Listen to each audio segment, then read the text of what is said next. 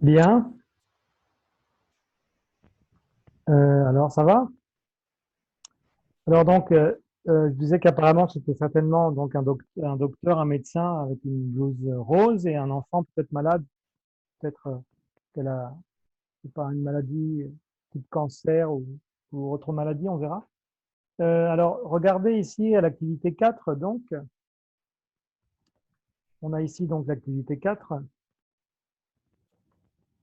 de la page 157, d'accord? Et on a ici, vous avez 3 questions. Alors, ça, ce sont les questions générales, hein, compréhension générale. Donc, la question A, qui vous dit qui est l'invité de cette émission, d'accord? La question B qui nous dit quel est le sujet de la discussion. Et la question C qui nous dit dans quel ordre ces thèmes sont-ils abordés. Alors, on a les débuts dans l'association. Hein, vous vous souvenez les débuts, hein? Les débuts, c'est le contraire de la... C'est el comienzo, los comienzos, ¿no? Cuando empieza algo, pues. Que la vez pasada me pusieron muchos débutation, débutement, no sé. Le début, non? Les débuts. Donc, à l'origine, au début, donc. Et les difficultés rencontrées, l'association, donc. Les difficultés rencontrées et l'envie de s'engager. Ça va, c'est clair ici ou pas? Pas de problème? Pas de problème. Et alors, on va, si vous voulez, tout de suite, je vais vous passer l'enregistrement. D'accord? Alors, ça va partir dans quelques secondes, j'espère. Oui. Vous êtes prêts? Écoutez bien, on essaye de répondre à ces questions. D'accord? L'activité 4, donc de la page 157. Enfin, théoriquement, ça devrait commencer. Unité 8. Réagir. Activités 4 et 5. À l'occasion de la Journée internationale du bénévolat, nous recevons Yolène Lemoulec, bénévole dans l'association des Blues Roses. Cette association, née il y a 70 ans, veut faire voir la vie en rose aux personnes hospitalisées. Bonjour Yolène. Bonjour. Est-ce que vous pourriez nous en dire plus sur votre association? Bien sûr. Les Blues Roses, c'est une association qui a pour but d'amener un peu de soleil aux personnes qui doivent vivre dans un milieu médical. Nous organisons des activités ludiques ou artistiques pour tous les âges, comme des ateliers créatifs, des tournois de jeux, des spectacles. Ça fait longtemps que vous êtes bénévole? Bientôt 5 ans. J'ai commencé pendant mes études. J'avais envie de me sentir utile, mais je n'avais pas d'argent à donner. J'avais lu Oscar et la Dame Rose d'Éric Emmanuel Schmitt. L'auteur nous y décrit l'importance de cette association. Une amie connaissait le président des Blues Roses de Bretagne. Elle me l'a présenté et j'ai tout de suite senti que ma place était là. C'est comment la première fois? C'est intense. Vous savez, vous avez devant vous un enfant qui souffre, qui se bat contre sa maladie. Vous arrivez avec votre idée de jeu, vous la lui présentez, et vous voyez cet enfant qui oublie qu'il est un patient entouré de docteurs et qui redevient un enfant comme les autres pendant 1 heure ou 2. Très vite, vous avez des habitudes. Vous préparez vos rendez-vous à la clinique. Vous savez qu'on vous y attend et vous êtes impatient aussi. Entre nous, c'est difficile de s'engager? Oui. Le plus dur, c'est de se dire qu'on n'a pas de temps pour les malades, mais qu'on va leur en donner quand même. Et puis c'est dur d'entendre les gens en bonne santé se plaindre pour un rien, d'avoir mal pour une petite blessure ici ou là. Mais c'est surtout dur de trouver des bénévoles. On s'imagine une montagne de travail et on ne pense pas assez à tout ce qu'on reçoit en retour. Merci Yolène. Voilà. Alors, on va essayer de voir maintenant, d'essayer de répondre à ces questions donc de compréhension générale, si vous voulez. Alors, la première question nous disait quel est l'invité de cette émission? Alors, qui est l'invité de cette émission? Comment elle s'appelle? Et quel est son rôle? Quelle est sa fonction? Oui, effectivement, elle s'appelle. Donc, l'invité s'appelle effectivement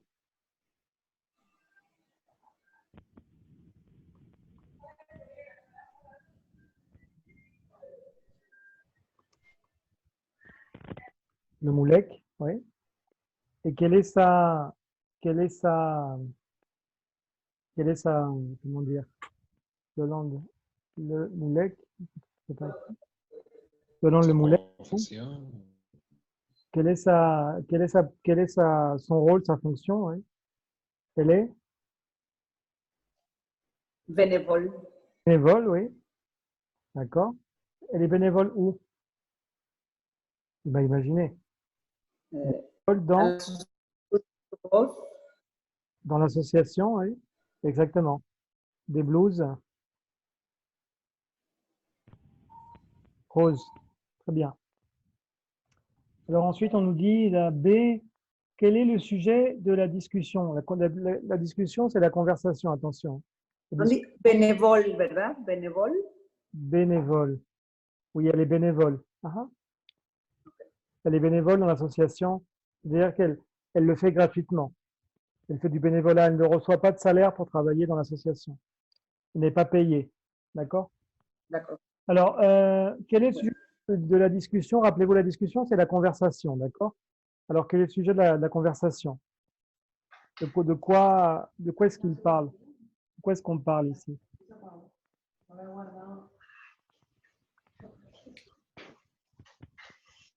Et c'est l'histoire de son métier Oui. Son engagement? Oui. avec les blues roses. Oui, c'est ça, effectivement. C'est en fait l'histoire de son engagement. Ouais, on pourrait dire ça, oui, si tu veux. L'histoire de son engagement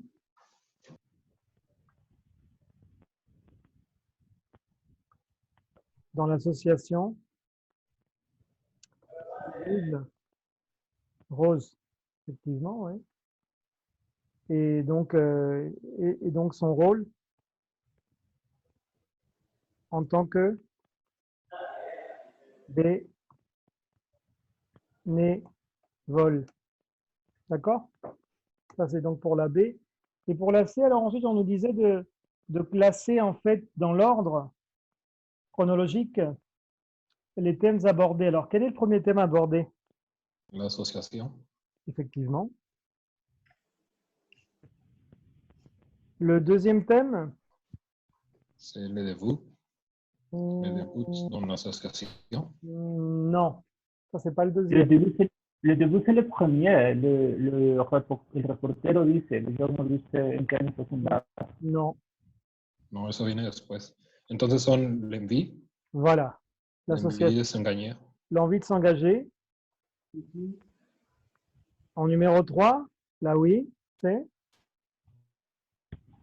quoi? Les difficultés, comment ça se fait? Le début. Les débuts.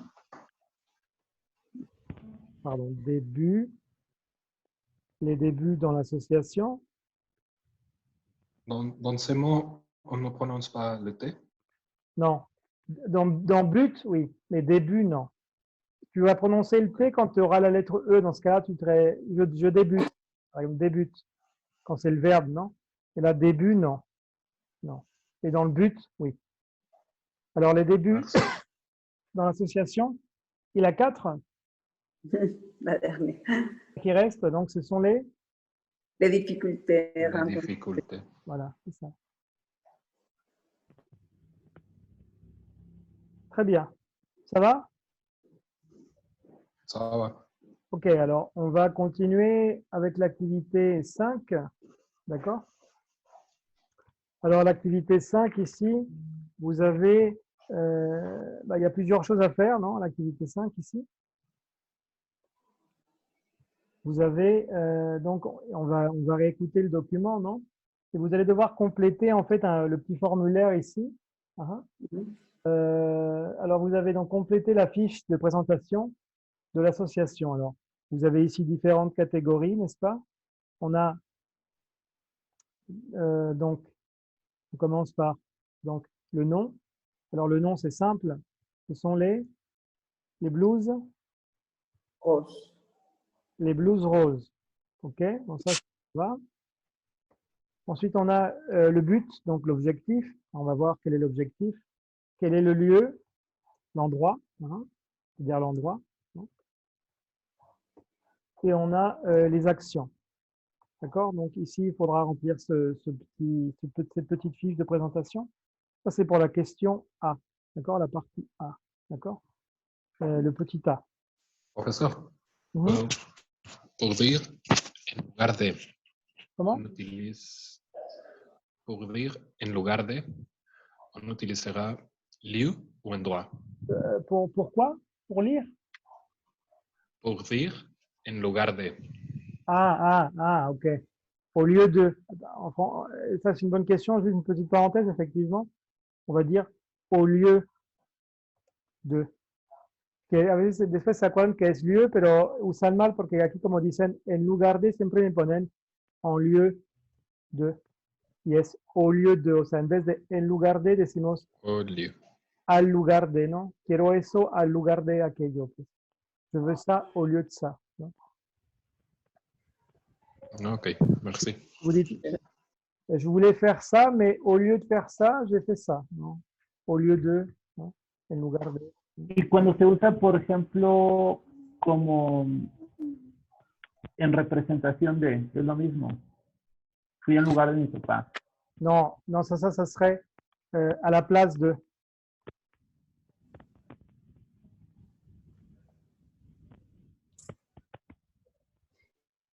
¿Y place también se puede usar como lugar?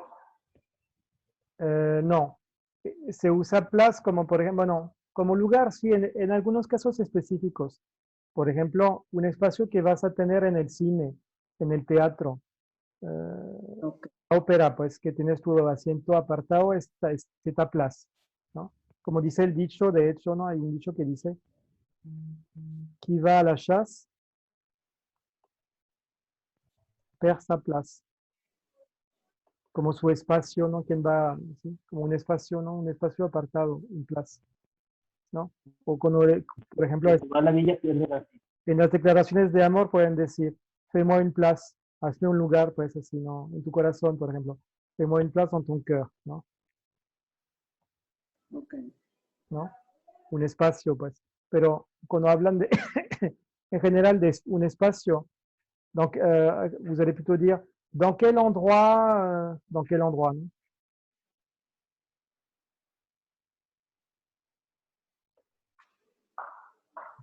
Quel, pardon, quel, c'est au singulier. ¿Por qué le doble L? Dans quel endroit, en quel lugar. ¿D'accord?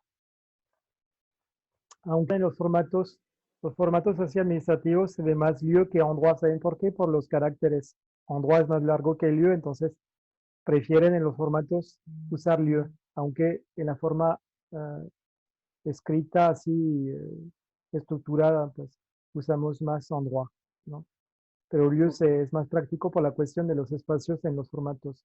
Por ejemplo, si ven el pasaporte francés, por ejemplo, cualquier formato administrativo, viene así, lieu de délivrance, al lugar donde te lo expidieron, ¿no? O lieu de naissance, lugar de nacimiento. Pero, por ejemplo, si le preguntas a alguien, ¿en qué lugar naciste? Vamos a preguntarle, pardon, ¿tu es né à quel endroit?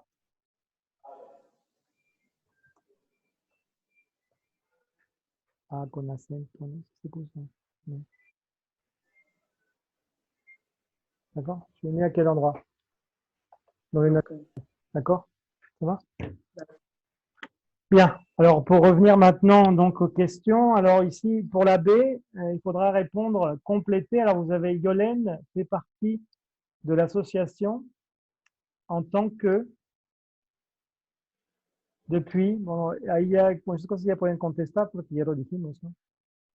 La C, pourquoi a-t-elle commencé? La D, qu'est-ce qui peut motiver les gens à s'engager? Et toujours dans la D, qu'est-ce qui peut les freiner? Ça va les freiner? Sí, para Ah, ouais. Ah, d'accord. Alors, on va donc réécouter, si vous voulez, l'enregistrement. Attendez. Je cherche, pardon. Parce que je voudrais...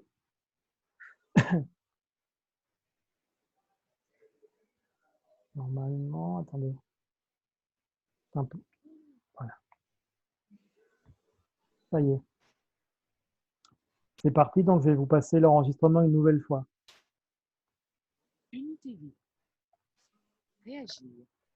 Activité 4 et 5. À l'occasion de la Journée internationale du bénévolat, nous recevons Yolène Lemoulec, bénévole dans l'association des Blues Roses. Cette association, née il y a 70 ans, veut faire voir la vie en rose aux personnes hospitalisées. Bonjour Yolène. Bonjour, Est-ce que vous pourriez nous en dire plus sur votre association? bien sûr. Les Blues Roses, c'est une association qui a pour but d'amener un peu de soleil aux personnes qui doivent vivre dans un milieu médical.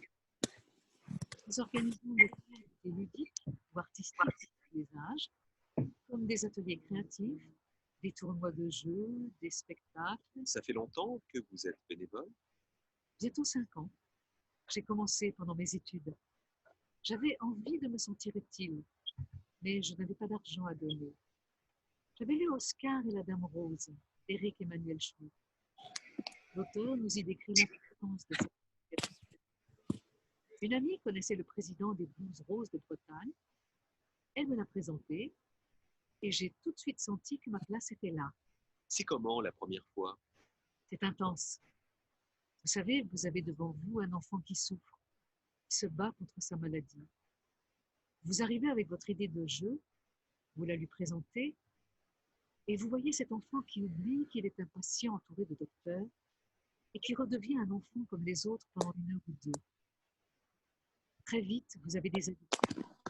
Vous préparez vos rendez-vous à la clinique. Vous savez qu'on vous y attend et vous êtes impatient aussi. Entre nous, c'est difficile de s'engager? Oui. Le plus dur, c'est de se dire qu'on n'a pas de temps pour les malades, mais qu'on va leur en donner quand même.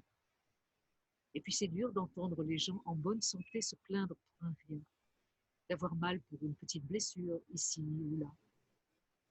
Mais c'est surtout dur de trouver des bénévoles. On s'imagine une montagne de travail et on ne pense pas assez à tout ce qu'on reçoit en retour. Merci Yolène. Voilà. Ça va?